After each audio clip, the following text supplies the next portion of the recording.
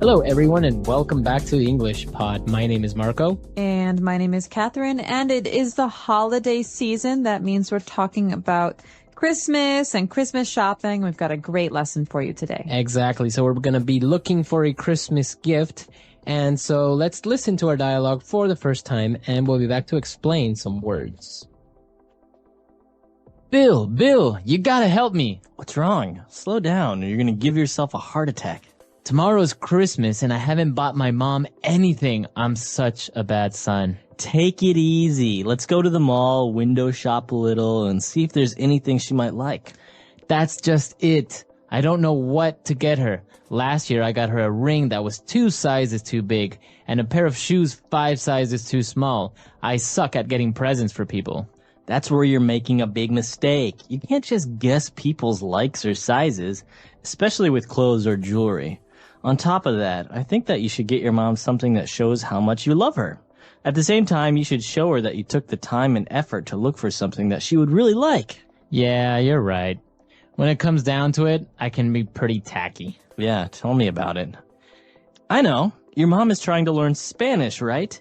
Why don't you get her a gift certificate for this great website I saw called Spanish Pod? Now that's a great idea. All right, we're back. So now why don't we take a look at language takeaway? Language takeaway. Okay, so there are a lot of interesting words in this dialogue. Some of them have to do with Christmas and some of them have to do with shopping. So this first one has to do with neither. It's actually a phrase. It's a medical term. Right. He talked about a heart attack. Okay, so you know what a heart is, but a heart attack is when there's no more blood going into your heart and your heart stops beating. Okay. Very, very dangerous situation. So the person actually said this because the other guy was like, Bill, you gotta help me. He was all very excited. So he's like, whoa, slow down or you're gonna give yourself a heart attack. So it's not literal, right? Yeah, it's not a real heart attack. He's saying, calm down. Calm down. Okay. All right. And well, he was very upset because he hadn't bought a gift. And he said, I suck at getting presents for people. I suck at getting presents for people. Well, suck is not a very polite word. My mom used to get angry at me when I used it, but it's a way to say that I'm very, very bad at doing something. Okay. Right. So I suck at playing tennis. All right. Or you could say, I suck at math. All right. But again, this is not something you should use on a test or in an essay because it's very spoken colloquial English. Right. Exactly. And this other word is actually okay to use. And when you're talking about presents or you're talking about decorations, you say something is tacky. Okay, well, if you call something tacky, this is an adjective, so something is tacky, it's really a matter of opinion. Right. Okay, so I think this is tacky, but you don't. Maybe that's a problem. So let me give you an example of tacky. I think that clothing with lots of bows and glitter and shiny things are very tacky. Okay, so it's something that you don't really like or you think that is a little bit strange. That's right. So as you say, it's an opinion because you think that clothes with bows and teddy bears on it is tacky. Well, somebody else can think, no, it's cute. It's nice. Exactly. You can also describe things that people do as being tacky. So for example, he gave me a present, but he left the price on it. Oh, That's so tacky. Right, that is tacky. All right, so the word is tacky. And moving on, we talked about a gift certificate. You should get your mom a gift certificate. Well, a gift certificate is a very popular form of gift giving now. You know what a gift is, but a certificate is a piece of paper. Okay, so you could have a birth certificate, for example. It says when you were born, where you were born. But in this case, a gift certificate is a piece of paper that you give someone to say, you have this much money to spend at this store. So I could give my mom a gift certificate for a bookstore for $50, and she can go with this piece of paper and spend $50 for free. Okay. Because I already paid. Yeah, so it's kind of a very popular thing to do because sometimes, as in the dialogue, you don't know the person's size or you don't know if they like this color. So you're just like, look, here's, a gift certificate for $100. Go to the store that I know you really like and get yourself whatever you want, something nice. Exactly. But it's less tacky than giving that person cash, right? Right. Cash is considered a tacky gift. Yeah. I'm not really sure why. It just is. It's a social custom, but very popular right now are these gift certificates or even gift cards. They look like credit cards. Very good. All right. So why don't we listen to our dialogue again, and we'll return shortly to take a look at Fluency Builder. Bill, you gotta help me. What's wrong? Slow down or you're gonna give yourself a heart attack. Tomorrow's Christmas and I haven't bought my mom anything. I'm such a bad son. Take it easy. Let's go to the mall, window shop a little, and see if there's anything she might like. That's just it. I don't know what to get her. Last year I got her a ring that was 2 sizes too big and a pair of shoes 5 sizes too small. I suck at getting presents for people. That's where you're making a big mistake. You can't just guess people's likes or sizes, especially with clothes or jewelry. On top of that, I think that you should get your mom something that shows how much you love her. At the same time, you should show her that you took the time and effort to look for something that she would really like. Yeah, you're right. When it comes down to it, I can be pretty tacky. Yeah, tell me about it. I know. Your mom is trying to learn Spanish, right? Why don't you get her a gift certificate for this great website I saw called Spanish Pod? Now that's a great idea. All right, we're back. So now why don't we take a look at 4 key phrases on Fluency Builder. Fluency Builder. Okay, I like this first phrase. Sometimes I have to use it about other people. Sometimes people use it on me. You say, take it easy. Take it easy. Hey, take it easy. Relax. Yeah, this is a way to say, hey, be calm. Be calm. Yeah. So there's no, you can't really translate it, right? What take what easy? You can't, but So it's just a phrase. There are 2 main contexts. Okay, there are 2 situations where this is really popular. Mm-hmm. One is this. Oh my God, Marco. Oh my God, I'm freaking out. I really need your help on this, and I really need you to just be involved. Take it easy, all right? Relax. Take it easy. Okay. All right, so that's someone who's upset, and you're telling them to calm down. Mm-hmm. The second situation is when you're saying goodbye to someone. This is a very kind of, again, spoken language, very comfortable way of saying, hey, see you later. Right, so it's like, all right, bye, take it easy. Yeah, take it easy. Have a good one. Yeah, It's a have way a to good say- one is another good. Take Right. it easy. That means, Take life easy. Don't rush. Don't rush. Yeah. Enjoy your life. So if you try this with your English speaking friends, you're saying goodbye. You say, hey, take it easy. Yeah, bye. Take Bye. it easy. It's a nice one. Very nice. All right, and our second phrase is actually, it's interesting because when he talked about the ring that he got for her mom that was 2 sizes too big and a pair of shoes 5 sizes too small. So the construction there, 2 sizes too big, 5 sizes too small. This is a very important construction, and it doesn't quite make sense when you hear it. So that's what we're going to explain right now. Let me try to explain this using an example. Okay. If I have a size 7 shoe Uh-huh. and my brother gives me a Christmas present of size 9 shoes, I say, Peter, these shoes are 2 sizes too big. Right. Okay, that's the number 2. 2 sizes, TOO, too big. That means they're too big for me by 2 sizes. Okay. Because the difference between 7 and 9 is 2. Right. But if he gives me a size 5 shoe, say, Peter, these shoes are 2 sizes too small. Mm-hmm. That means that, 5 is 2 less than 7. So this is a very popular construction. So you're saying specifically how much bigger or how much smaller the shoes are in the case with the ring or shoes or anything that has a size. Exactly. But the funny thing is you can also exaggerate. You could say, oh, this sweater is so ugly. It's 10 sizes too big for me. Mm-hmm. It's not really It's 10 not really sizes. right. So, but you can use this construction, right? Using 1 size too big, etc. Even when you're buying something to the store, to the lady in the store, you can say, oh, I think this shoe is 2 sizes too big. Can you give me a smaller pair? Exactly. All right. And our third phrase for today, when the person said, yeah, you're right. When it comes down to it, I can be pretty tacky. So we looked at tacky, but what does he mean when it comes down to it? Okay, well, it is very confusing sometimes when we talk about phrases in English. Mm-hmm. But when it comes down to it is a way to say, in reality, or actually, or the truth is yes. Mm-hmm. So it's a way to say something is truthful. Okay, so I can say, when it comes down to it, Catherine is a good friend. Oh, Right? So when times are tough or in the end, or actually maybe you have your small faults, but you are a good friend. Right. Or when it comes down to it, Marco is a really hard worker. So sometimes he likes to play video games, but when it's a really important, he will work really hard. Very good. So very good uses of this phrase, and you can use it in many different contexts.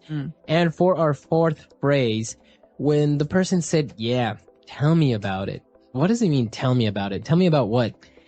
Okay, well, this is a really very popular phrase. You hear this all the time, and it's a way to say, yeah, I agree. I understand. Okay? I understand. So this is a phrase that means agreement. Okay, so I could say, God, I really hate winter because when I leave work, it's always really dark. Yeah, tell me about it. It's always dark and it makes me feel lazy.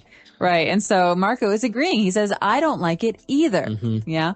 So this is a very, very spoken language way of agreeing with someone. So you say, yeah, tell me about it. Right. So it's very natural. It's a very natural way of agreeing with someone, right? Exactly. All right. So great phrases. Why don't we take a look at our dialogue for the last time, and we'll be back to talk a little bit more. Bill, you gotta help me. What's wrong? Slow down or you're gonna give yourself a heart attack. Tomorrow's Christmas and I haven't bought my mom anything. I'm such a bad son. Take it easy. Let's go to the mall, window shop a little, and see if there's anything she might like. That's just it. I don't know what to get her. Last year I got her a ring that was 2 sizes too big and a pair of shoes 5 sizes too small. I suck at getting presents for people. That's where you're making a big mistake. You can't just guess people's likes or sizes, especially with clothes or jewelry. On top of that, I think that you should get your mom something that shows how much you love her.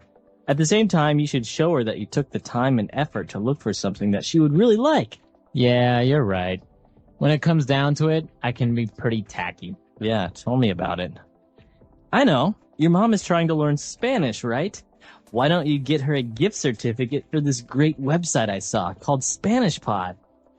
Now that's a great idea. All right, great. So now that the all right, so as we said, gift certificates are a good idea, but what else do you like to give as Christmas presents? Personally, I like things that people really think about and spend their time doing or making. So I like, for example, my mom is a beautiful quilter. She makes these big blankets and quilts them. And sometimes she even quilts names of people and stuff. And so those are really wonderful gifts because they're, the person thinks about you and who you are and what you want. And so I like to be able to give gifts like that, but I'm not necessarily that creative.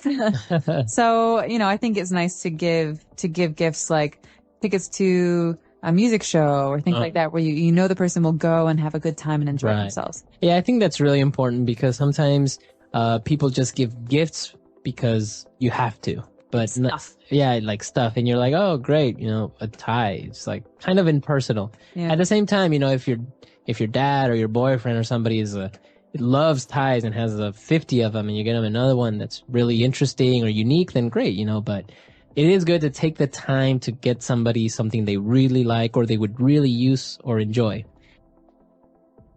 Today we're talking about something we talk about every year. Every year after Christmas or during the Christmas holidays, we talk about New Year's Day, and a very important topic, New Year's resolutions. All right. So we're not going to preview anything today. It's all in the dialogue. But when we come back, we'll be talking more about what you hear and some of the great phrases you can use at the new year. Did you read this? It says that the number one New Year resolution people make is to spend more time with friends and family. Why would that be funny? Well, think about it. We are a society that is always on the go. Not because we have to, but because we want to. Why? We work hard and spend less time at home because we are trying to provide for our family with goods and services that are usually unnecessary. I don't agree, but anyways, I think you should start thinking of a New Year's resolution yourself. What's the point? We always make New Year's resolutions, and by February, we will have forgotten about them. It's pointless. Well, maybe then you should resolve to sticking to your goals and objectives. What about you? Your gym bag is gathering dust, and you still have brand new running shoes that are yet to be jogged in. Well, I would go if you kept your promise of going to the gym with me every day. Yeah, whatever. All right, great. We're back. So this is very typical, a New Year's resolution that you make, but then people don't really stick to it, etc. They don't? Usually they don't. All right, but you're probably wondering what is a New Year's resolution. So why don't we take a look at this word and many more on Language Takeaway. Language takeaway. Okay, so New Year's resolution, let's break this phrase down. The first phrase is New Year's. So the New Year is January 1st in the West, and it is celebrated on the 31st of December at night when the clock changes to the New Year. And a New Year's resolution, remember that S there, is something that you want to do or to change in the new year. It's a fresh start. Okay, so you pretty much, the verb that you use there is to resolve to do something. So my New Year's resolution is to, go to the gym every day. It's like a promise to yourself. Right. So, and this is very common, right, among Americans. They try because it's a new year, it's a fresh start, so they want to start doing something great. Exactly. We can talk about this at the end, but a lot of companies try to use this to sell Americans stupid things. So All right. We'll get there in a minute. But the two people in this dialogue are talking about the idea of spending more time with friends and family. And the other person says, well, sometimes it's hard to do that because you have to provide your family with goods and services. All right. This phrase goods and services is very common, especially in economics and sociology. So what does this mean? And they go together, right? So goods are tangible items, things that you buy, like food or, clothes, a TV, etc. Stuff. And services, of course, are other things like, for example, going to the doctor or the dentist or any other service you get. So service usually includes another person doing something for you. But you might not actually get something physical like a TV if you pay for it. Right. So goods and services, it's included in this phrase, always goods and services. Very good. And well, moving on, as we mentioned with the New Year's resolution, we had that verb there, to resolve. So what does it mean if I want to resolve? Okay, well, to resolve, as we said, is to decide or to promise yourself to do something. So it's a decision that you don't want to change your mind about. For example, this year, I've resolved to quit smoking. That means I've made a decision for myself and I'm going to do it. Okay, very good. It's very strong. And not to be confused with to solve, right? It has no real relation there, right? No, resolve to do something is to have a strong passion or interest in doing something for yourself or changing an action. Very good. And well, our last word for language takeaway is brand new. Something that's brand new. Brand new. So buy a brand new car. Come down to Catherine's car lot. So brand new is something we hear a lot in marketing. It's also something that these words just go together very often. And something is new, okay, you just bought it or it just came out. But something that's brand new is really fresh, really new. So brand new, a brand new car, a brand new watch, etc. A brand new movie. A brand new movie or brand new cereal. Have you ever tried it? Very good. So great phrases there. Very good. So great words there. Why don't we listen to the dialogue again? And we'll be back with 3 phrases. Did you read this? It says that the number one New Year resolution people make is to spend more time with friends and family. Why would that be funny? Well, think about it. We are a society that is always on the go. Not because we have to, but because we want to. Why? We work hard and spend less time at home because we are trying to provide for our family with goods and services that are usually unnecessary. I don't agree, but anyways, I think you should start thinking of a New Year's resolution yourself. What's the point? We always make New Year's resolutions, and by February, we will have forgotten about them. It's pointless. Well, maybe then you should resolve to sticking to your goals and objectives. What about you? Your gym bag is gathering dust, and you still have brand new running shoes that are yet to be jogged in. Well, I would go if you kept your promise of going to the gym with me every day. Yeah, whatever. All right, we're back. So now let's take a look at these 3 phrases on Fluency Builder. Fluency builder. Okay, this first phrase is very common at gas stations and food, like fast food chains. We say on the go. All right. So he mentioned that we are a society that is always on the go. It means we're always moving. Exactly. So you're always going to work, going home from work, going to the store, going to the school to get the kids, always moving, moving, moving. So that kind of action, that kind of life is on the go. Okay. You can also say eat on the go. That means I eat while I'm going somewhere, while I'm doing something. I don't sit down. Okay. So on the go. And well, talking about New Year's resolution, and we said that, well, many people resolve to do something, but they don't really do it. And we have a phrase that is used here, to stick to something. Stick to your resolution. To stick to it. So you think of tape or glue, these things that help things stick together. Okay. So in that sense, it's kind of, it's a way for you to describe continuing to do something or not stopping, not quitting, not ending it. And so I could say, remember how I said I wanted to quit smoking? Well, I'm really going to stick to this resolution because I think it's important. That means I'm not going to give up. Right. Very good. So you're going to stay with it. You're not going to give up. All right. So stick to something like, for example, our English learners, they'll stick to learning English. And we could say as words of encouragement, hey, stick to it. Stick to it. Don't give up. With it. Don't give up. All right. And, well, finally they were discussing or more arguing about the gym membership and everything. And he mentioned that the gym bag is gathering dust. All right. This is a very nice phrase, I think, because it's very visual. I like phrases where you can see what's happening. So gathering means collecting. That means, that the dust in the air, it's building on this bag. And something is gathering dust if we don't use it.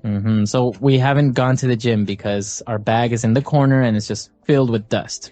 Exactly. We could also say this about the computer. Why should I buy you a new computer, Marco, if you never use the old one? That's just sitting in the house gathering dust. Very good. Okay. So it's another way of saying you never use it, you never do it, etc. Exactly. For an object, though, you can't say you are gathering dust. No, Right? well, that'd be a little weird. You might be dead or... All right. Great phrases. So why don't we listen to this dialogue one last time? Did you read this? It says that the number one New Year resolution people make is to spend more time with friends and family. Why would that be funny? Well, think about it. We are a society that is always on the go. Not because we have to, but because we want to. Why? We work hard and spend less time at home because we are trying to provide for our family with goods and services that are usually unnecessary. I don't agree, but anyways, I think you should start thinking of a New Year's resolution yourself. What's the point? We always make New Year's resolutions, and by February, we will have forgotten about them. It's pointless. Well, maybe then you should resolve to sticking to your goals and objectives. What about you? Your gym bag is gathering dust, and you still have brand new running shoes that are yet to be jogged in. Well, I would go if you kept your promise of going to the gym with me every day. Yeah, whatever. All right, we're back. And well, as you mentioned, there were some interesting things about this dialogue, especially when they talked about a society that's always on the go. And you mentioned that, well, sometimes you eat on the go. And I've seen people in the United States that are actually eating while driving. I'm guilty of doing that. Really? Yeah. Have no time to actually sit down for like 15 minutes and eat. No, I remember being in high school at home and, you just have so much stuff to do. You have school, then after school, there's soccer practice. After that, there's music lessons and you never have time to eat. So you have to grab food in the car. And then on the way home, you're picking things up and you get home and you do your homework or whatever. There's so much stuff to do and it doesn't stop. It doesn't stop when you grow up. It doesn't stop if you're an older person. It's the way life is in America. Wow. Yeah. That's really interesting because I think many of our listeners that are in other countries would find that a little bit peculiar if they actually went to the United States and saw somebody in their car, like having a hamburger while driving, and sipping on their soda. Yeah, it's kind of sad, actually. Well, that's the thing. You don't have much time. But actually, this is based on true events, kind of, on the fact that many Americans do want to spend more time at home with their friends, with their family, because, as you say, you're always so busy.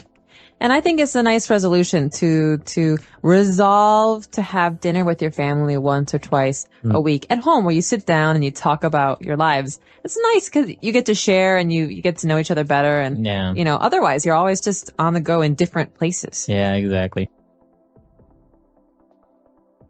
Today we have a very exciting elementary lesson for you. That's right. We are going to take our clothes to the dry cleaners. Oh, okay, so that means we have some dirty clothes. They need to be cleaned. Let's listen to this dialogue one time, and when we come back, we'll be talking about the words and phrases that you hear in it. Thank God you were open. I have an emergency. Hello, Mr. Henderson. What can I do for you? I need this dress and this suit dry cleaned ASAP. Okay, I can have it ready by the end of the week. No, you don't understand. I need this tomorrow morning. I accidentally spilled beer all over my wife's dress, and we have a wedding to attend tomorrow. She's gonna kill me.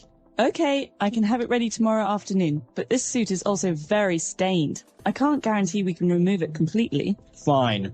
Can you also iron and starch this shirt? Certainly. Great. This is our secret. If you see my wife, say nothing to her about this. All right, we're back. So now there are probably a couple of words that you didn't understand. So why don't we look at those now in language takeaway? Language takeaway. Marco, you already told our listeners about one phrase, to dry clean. So dry cleaned. All right, so that's when you take your clothes to a professional who doesn't only wash them, right? You don't just put water and soap on it. They actually put some special chemicals and use special machines to get very hard to remove stains from it. Exactly. And so this is often what we use when we clean coats or fancy shirts and dresses, because you don't want to clean those yourself. Right, you can't put those in the washing machine. No. So this is the dry cleaner. That's the name of the place. And the action, what they do is they dry clean clothes. Okay, very good. All right, well, I mentioned that we take them to the dry cleaners because we want to remove stains. Okay, so a stain is a mark or some color that does not come off, does not go away. All right, so for example, sometimes you can have a wine stain. Ooh, wine stains are the worst. They're red and they never come off. Or blood stain. Or blood stain. Ooh. Right, so a stain is a noun, but you can also use it as an adjective. My shirt is stained. Okay, so it's stained. My pants are stained and I can't wear them again. Again, now you can also use it as a verb. I stained my pants. All right. So it's a verb, it's a noun, and an adjective all in one. Easy to remember. Well, there's another word that's, related to this word. We spilled something, okay? So I spilled wine and it stained my shirt. Okay, so to spill. And that means that you took some liquid and you put it onto your clothes. Or you dropped it and it made a mess. Okay, right. So I spilled some milk. Okay, spilled. Now, it's pronounced differently from spell, right? That's right. It has spill. an I, spilled. All right, now our next word is also a noun and a verb, to iron. To iron means to make something flat with no lines, okay? To smooth it out. So we use an iron to iron. Exactly. It's so the metal electronic object. It gets very hot. So you wash your shirts, for example, and your shirts are wrinkled because you just washed them.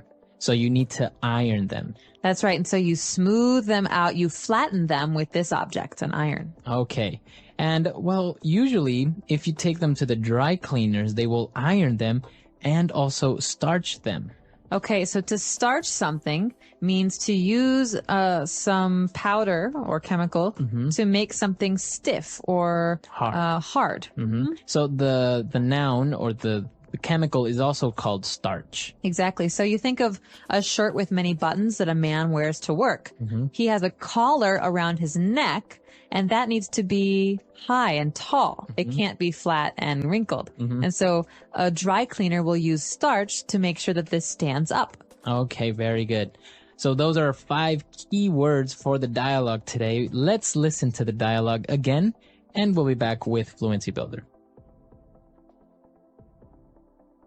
Thank God you were open. I have an emergency. Hello, Mr. Henderson. What can I do for you? I need this dress and this suit dry cleaned ASAP. Okay, I can have it ready by the end of the week. No, you don't understand. I need this tomorrow morning. I accidentally spilled beer all over my wife's dress, and we have a wedding to attend tomorrow. She's gonna kill me. Okay, I can have it ready tomorrow afternoon, but this suit is also very stained. I can't guarantee we can remove it completely. Fine. Can you also iron and starch this shirt? Certainly. Great. This is our secret. If you see my wife, say nothing to her about this. All right, we're back now, so let's take a look at Fluency Builder. Thank God. Thank God. All right, what is this phrase? Thank God. Okay, this is a phrase we use in English to say that we're happy about something or that we're relieved. Okay. So maybe I'm nervous that the mail isn't going to come today. And then the mail comes and I say, "Oh, thank God. The mail came." Yeah. Okay. I'm happy. I was hoping it would come. So you're relieved. Thank God. Now, is it we are using the word there, God, but it doesn't really have a religious connotation that much, right? Not anymore. No. It's usually just a phrase. Exactly. Okay. Now, what about this acronym ASAP or ASAP? ASAP. So as soon as possible. Okay. It's an acronym. So the first letter comes from the word. It means as soon as possible, very quickly, right away. You always hear that in an office setting as well. I need those papers ASAP. I need those reports ASAP.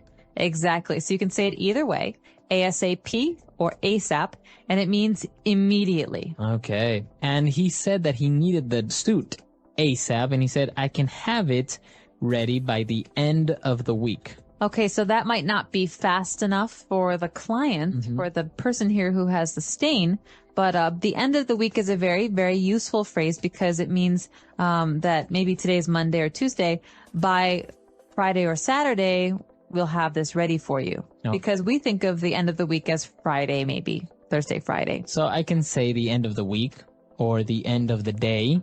Exactly. The end of the month. Or the end of the year. Exactly. So the end of is usually the the last time. So Okay. Thank goodness it's the end of the week. I'm ready for my weekend. Very good. Okay. So great phrases there as well. Let's listen to the dialogue for the last time. Thank God you were open. I have an emergency. Hello, Mr. Henderson. What can I do for you? I need this dress and this suit dry cleaned ASAP. Okay, I can have it ready by the end of the week. No, you don't understand. I need this tomorrow morning. I accidentally spilled beer all over my wife's dress, and we have a wedding to attend tomorrow. She's gonna kill me. Okay, I can have it ready tomorrow afternoon, but this suit is also very stained. I can't guarantee we can remove it completely. Fine. Can you also iron and starch this shirt? Certainly. Great. This is our secret. If you see my wife, say nothing to her about this. All right, we're back. So now, dry cleaning, ironing. Are you good at this, or do you get a lot of your clothes dry cleaned? I'm pretty good at this, actually. I don't like to wash clothes. I get really bored with the washing machine, but I actually really like ironing. Really? Yeah, I find it very relaxing. Really? I usually find it very frustrating. Really? Why is that? Because I can't really iron well because I start on one side and I'm getting all the lines out and then the other side gets wrinkled or lines appear where I don't want them to appear. It's very frustrating for me. It is frustrating. It takes some practice.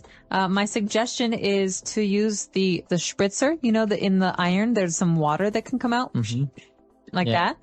Well, if you spray the water, it makes the lines go out for longer. Right? Because if you iron over that, it's more permanent. I've also seen some sprays sometimes that you can spray your clothes with some special chemical that's not actually starch, but it helps remove the wrinkles quicker. Exactly. I don't use that. I use water generally, but they're all available. All right. So that's all the time we have for today. If you have any questions or comments, you can visit our comment section on englishpod.com, and we'll see you guys there.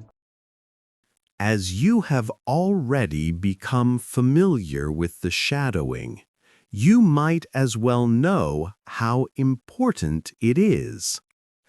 Our goal is to help you master English effectively. Let's get down to work.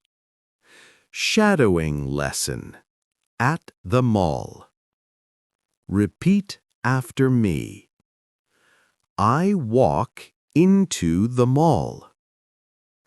The mall is busy today. People are talking and walking fast. I hear music in the background. I see children playing near the fountain. I go to my favorite clothing store. The store is bright and clean. I look at the jackets. I check the colors and styles. I pick a blue jacket. I try it on. It fits perfectly. I smile and take it to the cashier. I pay for the jacket. I leave the store feeling happy. Tongue twister practice, S and SH. Repeat after me. She sells shiny shoes. She sells shiny shoes. Shiny shoes shine sharply. Shiny shoes shine sharply. She shops for shoes every Saturday. She shops for shoes every Saturday. Shadowing. Lesson at the airport. Repeat after me. I arrive at the airport. The airport is very busy. People carry bags and suitcases. I check the departure screen. My flight is on time. I go to the check-in counter. I hand my passport to the agent. Good morning, I say. I have one suitcase. The agent smiles and checks me in. I get my boarding pass. I walk to security. I place my bag on the tray. I walk through the scanner. All is fine. I collect my things. I go to my gate. I sit and wait for boarding. Tongue twister practice. F and TH. Repeat after me. 3 thin thieves think thoughtfully. 3 thin thieves think thoughtfully. Fast flying feathers flap freely. Fast flying feathers flap freely. Shadowing lesson. On the plane. Repeat after me. I board the plane. The flight attendant greets me. Good morning. Welcome aboard. I find my seat. I put my bag in the overhead compartment. I sit and buckle my seat belt. The plane starts moving. I feel the engine roar. The plane takes off smoothly. I look out the window. The clouds are white and soft. I take a deep breath. I practice my English silently. I repeat words and phrases in my head. This helps me speak clearly. The flight is calm and quiet. I feel ready to arrive and explore. Tongue twister practice. L/R. Repeat after me. Red lorry, yellow lorry. Red lorry, yellow lorry. Round and round the rugged rocks the ragged rascal ran. Round and round the rugged rocks the ragged rascal ran. Thank you all for following along with me. Stay tuned for more important lessons. Love you all. So thanks for listening today, everyone. And until next time, this is goodbye. Bye.